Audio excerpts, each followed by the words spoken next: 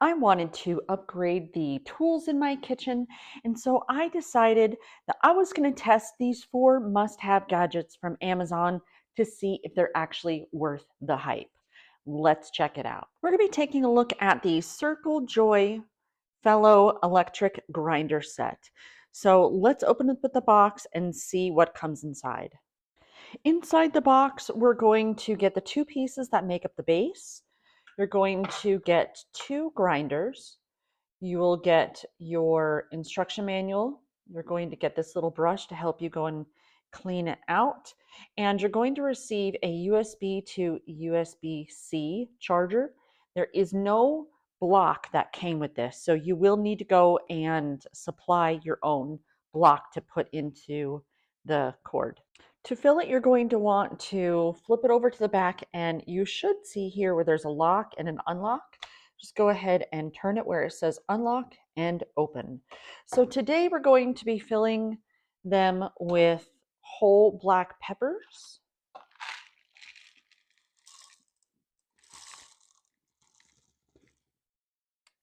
All right, and that one is ready. We're going to go ahead and put it back in.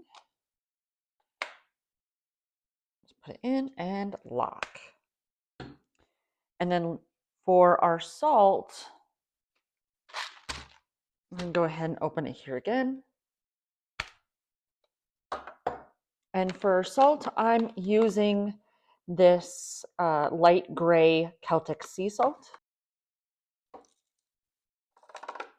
Now, one of the reasons why I wanted to get an electric grinder is because, well, they've become kind of popular, not going to lie.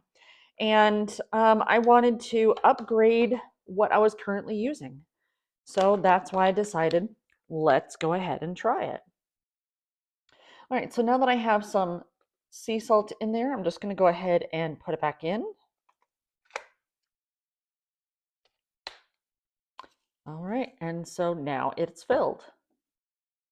Now I wanted to go and point out here on the bottom, as you can see, you can actually change the level of coarseness. And that I love for the salt because there's times that maybe I want it to be a little bit coarser. Sometimes I want it to be super fine. And to do that, all you're going to do is just move this knob.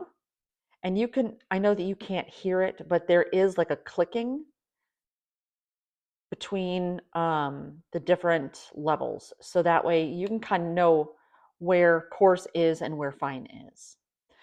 Now I'm going to go ahead and put it on fine. And the way that you actually use it is you just hit this button.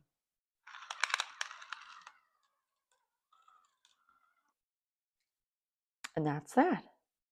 What I like about this is that light actually allows you to be able to go and see what is happening. Now here I chose to use the coarse, so that way it isn't really super fine at all. But I love the light because that way you can really see what's going on. Assembling the base is super simple as well. You're just going to go ahead and align these pieces. There's actually holes in there, so you'll just align it in there and push forward. Ta-da! It's done.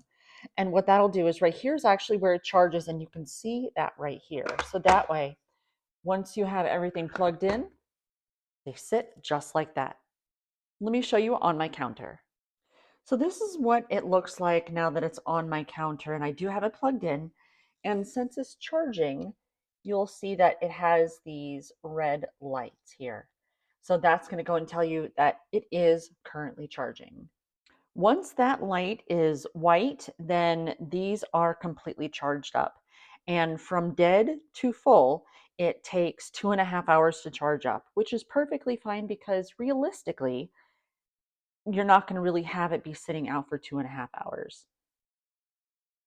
So if you're looking to upgrade your kitchen and stop using something like this at the table and start using something like this, it's going to elevate your food and it's going to make things just a touch nicer.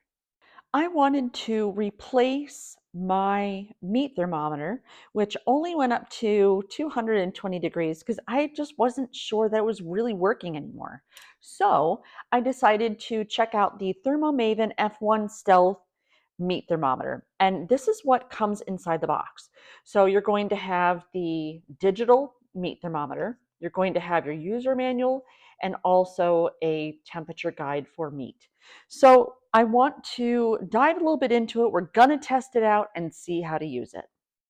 So the digital meat thermometer takes a AAA battery, and it is held on back here with a screw. It does take a Phillips screwdriver, so just keep that in mind. And it takes one AAA battery. As you can see, mine came with it. I'm sure that yours will as well.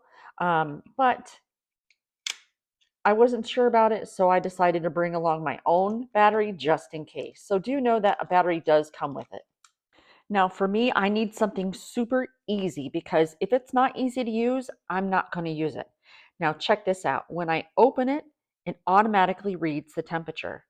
And I'm going to hold on to it and see if we can't make it change. It may not because, I mean, it's my fingers. But look, I go ahead and close it and it immediately turns off. How easy is that? So this thermometer goes up to 572 degrees Fahrenheit.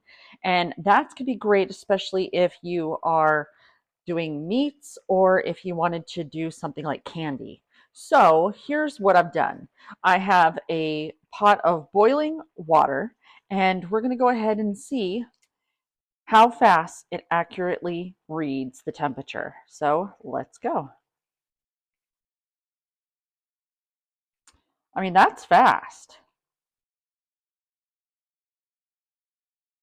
Something else I noticed, now this is cooling down since we just used it, but something else I noticed is that it will automatically change the position based upon how you are holding it. Now over here is going to be a lock button, and you can actually press it and it'll lock it for 5 seconds.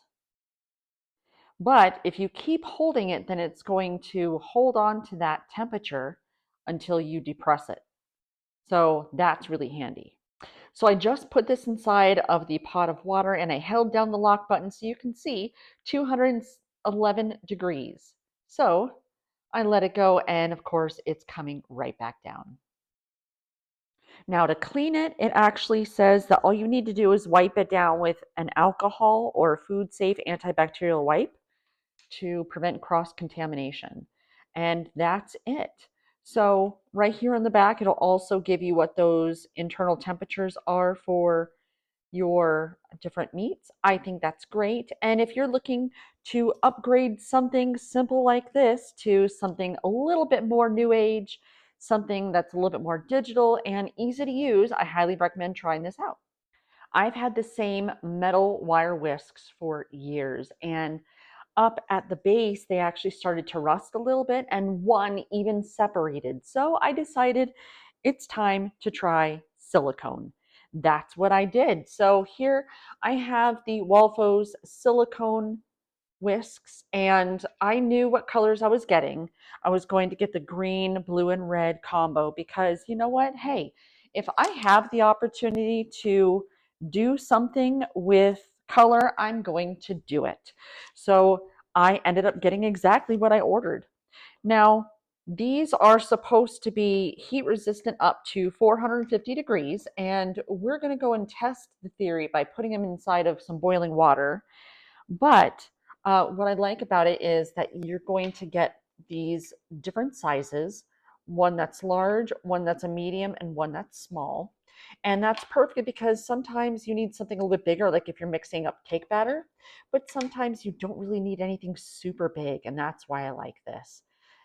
They feel really durable. It doesn't feel like they're going to break or anything like that. So I'm really surprised, very, very surprised. The box says that you can put it in the dishwasher, which is fantastic. Um, I have washed mine with soap and water just because I wasn't sure. But let's go ahead and try putting it inside a pot of boiling water. Now, I have had these whisks inside of this boiling water for 3 minutes. And just to prove to you how hot it is, it's pretty hot. So It's touching the very bottom of the pan, and you'll see it's 211.6 degrees. It's not quite at the 450 that it claims, but you know what? That is still hot, and it's not melting off at all.